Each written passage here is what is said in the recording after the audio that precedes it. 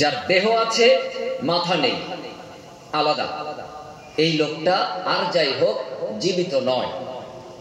এই পৃথিবীতে আপনার যাই আছে যাই থাক, শুধু শিক্ষা নেই, এর অর্থ হলো আপনার দেহ আছে মাথা নেই।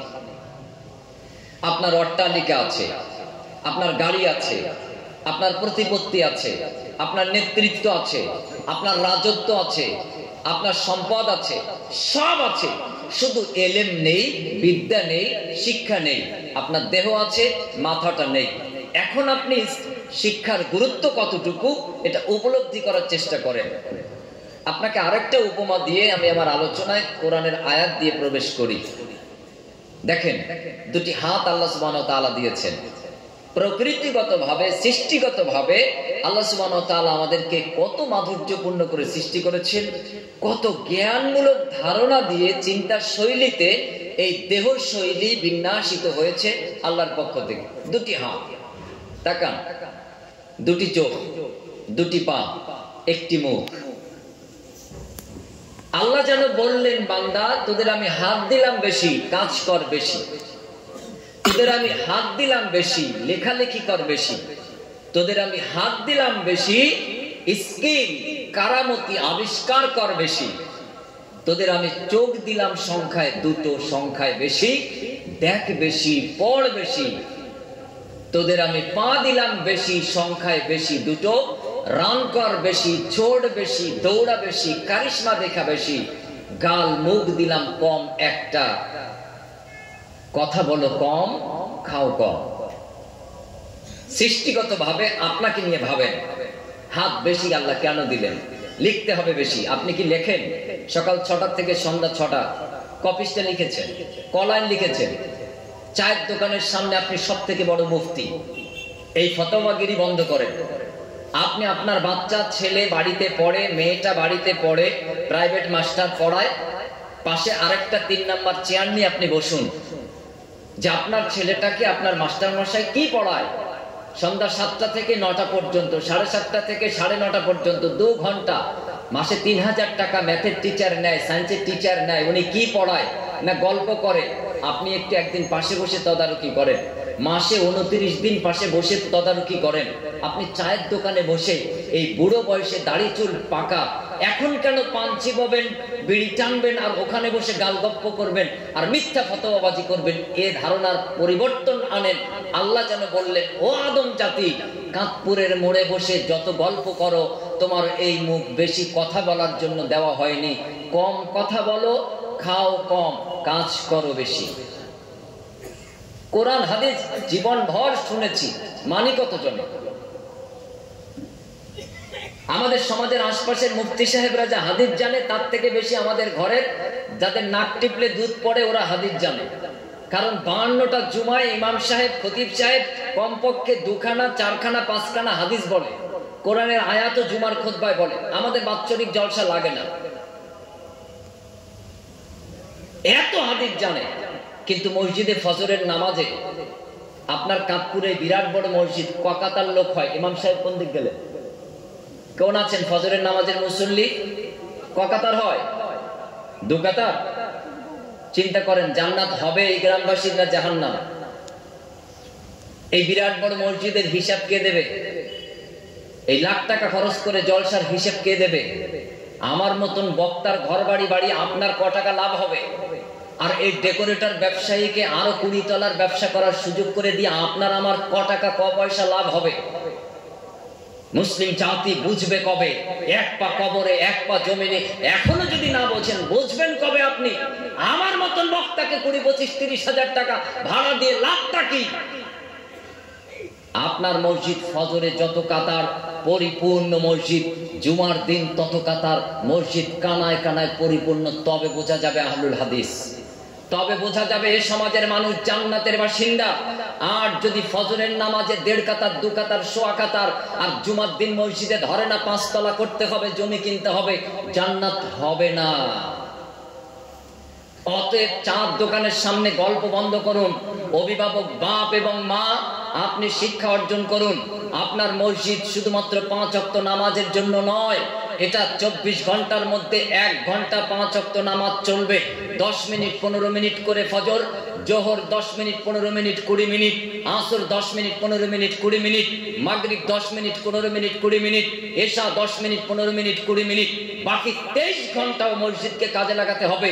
ওই মসজিদে মক্তব চলবে, ওই মসজিদে 2.5 বছর থেকে 6 বছর পর্যন্ত এই সমাজের প্রত্যেকটা ঘরের সকল ছেলে এবং মেয়ে বাধ্যতামূলকভাবে মসজিদে যাবে এবং পড়বে। ইমাম সাহেব পড়াবেন, আরো ইমাম রাখবেন, আরো শিক্ষক রাখবেন। এই সমাজের যতটা পরিবার ততটা বাচ্চা কমপক্ষে যাবে। কাতপুরের বিরাট বড় গ্রাম, কতটা ঘর এই গ্রামে ইমাম সাহেব? 600 পরিবার। আলহামদুলিল্লাহ, বারাকাল্লাহ, হাইয়াকাল্লাহ, জাযাকাল্লাহ। আল্লাহ আপনাদের আয় রোজগার পরিবারে বরকত দান করুন, আমিন সুম্মা আমিন। 600 পরিবার, 600 পরিবারে কমপক্ষে একটা দুটো করে সব বাড়িতে আছে। এই 600 পরিবারের মধ্যে 6টা পরিবার বাদ দেন, হয়তো তাদেরকে আল্লাহ সুবহানাহু ওয়া তাআলা কোনো পরীক্ষা নিচ্ছেন, অথবা দয়া করে, অথবা কোনো কারণে তাদেরকে ছেলে মেয়ের মা বাপ করেননি। আলহামদুলিল্লাহ, 6টাও হয়তো খুঁজে পাওয়া যাবে না, একটা দুটো থাকতে পারে। আল্লাহ তাদেরকে ছেলে মেয়ে দিয়ে তাদের আত্মার প্রশান্তি দান করুন। রব্বি হাবলি মিনাস সলিহিন, এই দোয়াটা ওই বাপ ওই মা বেশি বেশি পড়বেন। এরপর প্রজনন প্রক্রিয়ায় অবলম্বন করবেন, আল্লাহ যেন বরকতপূর্ণ করেন, আমিন সুম্মা আমিন। অতএব বলছিলাম, এই 594-95টা পরিবার, ওই 6-5টা পরিবার বাদ দিলে প্রত্যেকের পরিবারে কমপক্ষে একটা দুটো ছেলে মেয়ে আছে না? আছে। একটাও যদি ধরি, তাহলে প্রত্যেকটা পরিবার থেকে মক্তবে অবশ্যই পাঠাতে হবে। যেসব বাচ্চাদের সকালবেলার সময় আছে, ফজরের পর 1 ঘন্টা পড়বে, 1.5 ঘন্টা পড়বে, পড়াতেই হবে। যদি পড়ানো যায়, এ সমাজ আবার সুশীল সমাজে পরিণত হবে।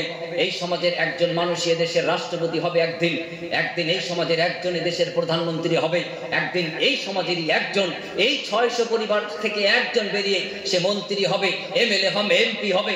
এই সমাজ, এই দেশ নেতৃত্ব দিয়ে পরিচালনা করবে। আর যতদিন পর্যন্ত বাৎসরিক ধর্মসভায় লাখ লাখ টাকা খরচ করবেন, বক্তব্য বন্ধ করে দেবেন, ততদিন পর্যন্ত মার খাবেন, নির্যাতিত হবেন, নিপীড়িত হবেন, নিষ্পেষিত হবেন, বঞ্চিত হবেন। এখন সিদ্ধান্ত আপনার, সিদ্ধান্ত আপনি নেন। আপনি কি করবেন? Islamic curriculum, Islamic education, Islamic শিক্ষা ব্যবস্থা আল্লাহ সুবহানাহু ওয়া তাআলা 1444 বছর আগে আপনার ঘরে থাকা, টেবিলে থাকা কোরআন, এই কোরআনুল কারীমের মধ্যে বিদ্যমান করে দিয়েছেন। ইয়াতলু আলাইহিম আয়াতিক ওয়া ইউআল্লিমুহুমুল কিতাবা ওয়াল হিকমা ওয়া ইউযাক্কিহিম। আল্লাহ সুবহানাহু ওয়া তাআলা দাত্তহীন ভাষায় বলছেন, সূরা বাকারা আয়াত নম্বর 129, ইয়াতলু আলাইহিম আয়াতিক, আমার আয়াত পঠন পাঠন করো। আয়াত অর্থ নিদর্শন। যদি তোমরা আয়াত পড়তে পারো, শিখতে পারো, পড়াতে পারো, তোমরাও এক একজন নিদর্শন হয়ে যাবে। আমি আপনাদেরকে দুটি প্রাণী দেখাই, একটা হলো শিয়াল, আরেকটি হলো আমরা মানুষ। মনে করুন, ডান হাতের শাহাদা আঙ্গুলি এটা একটা মানুষ, আর বাম হাতের শাহাদা আঙ্গুলি এটা একটা শিয়াল। দুটি জীব প্রাণী, এই দুটির মধ্যে কোনো পার্থক্য নেই। এখন একটু দেখেন, আপনার 2 চোখ এবং অন্তরের চোখ, 3খানা চোখ দিয়ে দেখার চেষ্টা করুন। আমি আপনাকে সুরসার দিয়ে, ভাবভঙ্গিমা দিয়ে আগামী বছর আমার জলসার ডেট বুকিং করতে আসিনি। আমি আপনাকে আধা ঘন্টা 45 মিনিট ইসলাম বোঝাতে এসেছি, আল্লাহকে চেনাতে এসেছি, নবীজির পথ দেখাতে এসেছি। যদি আমি, আপনি, আমরা সবাই আল্লাহকে চিনে বুঝে মেনে চলতে পারি, নবীর পথে থাকতে পারি, জান্নাতে যাওয়া সহজ। আর যদি আল্লাহকে না চিনে, আল্লাহ নবীর পথে না থেকে আমরা যদি জীবন যাপন করি, জাহান্নামে যাওয়া খুব সহজ। সিদ্ধান্ত আমার আপনার। জোর করে কেউ আপনাকে জান্নাতে দিয়ে দেবে না, জোর করে কেউ আপনাকে জাহান্নামেও ঠেলে দেবে না। সিদ্ধান্ত আমার আপনার নিজস্ব। এবার সিদ্ধান্ত নিয়ে এগিয়ে যেতে হবে, হয় জান্নাতের দিকে, না হয় শাস্তির জায়গা জাহান্নামের দিকে। এবার আপনাকে দুটি প্রাণী দেখাই, একটা শ্রীগাল শিয়াল বাবাজি, আরেকটা আমরা মানুষ। প্রাণ হিসেবে দুটি সমান। শিয়াল জন্মগ্রহণ করলো, 10 বছর 15 বছর দাম্পত্য জীবন কাটালো, ওরও 2-1টা ছেলে মেয়ে হলো, নিশ্চয়ই ওর মা বাপ আছে। একদিন আপনার বাড়ির সামনে রাস্তা পার হতে গেল রাত 9টা, আরেকটা 4 চাকা গাড়ি এসে ওর উপর চেপে বসলো, পিষ্ট হয়ে মারা গেল। ঘটনাক্রমে আপনার ঘরের দরজা খুলে আপনি সকালবেলা বার হলেন, দেখলেন রাস্তার উপরে শিয়াল মরে আছে, আমরা তখন কি করি? শিয়ালের এই হাড় হাড্ডিগুলি একত্রিত করে পাশের জমিতে কোদাল দিয়ে একটা গর্ত খুঁড়বো আর সেখানে চাপা দিয়ে চলে আসব। আপনাকে 1 মাস সময় দিলাম, 1 বছর সময় দিলাম, আপনার জীবনভর টাইম দিলাম।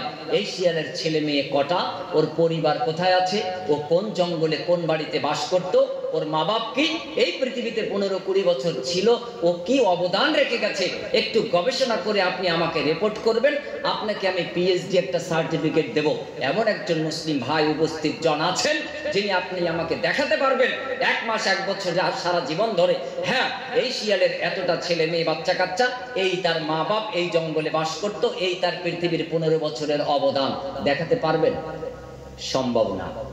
আমি মানুষ, এই হাতের আঙ্গুলটা দেখেন, এখানে শিয়ালকে দেখলাম, এবার এই মানুষটাকে দেখেন, এ মারা গেল, এ জন্মগ্রহণ করলো, এও 20-25 বছর বয়সে আসলো, বিবাহ শাদী করলো, 2-1টা ছেলে মেয়ের মা বাপ হলো, এরপর বৃদ্ধ হলো, মারা গেল, এরপর তাকে কবরস্থ করে জানাজা করে দাফন কার্য করে চলে আসলাম।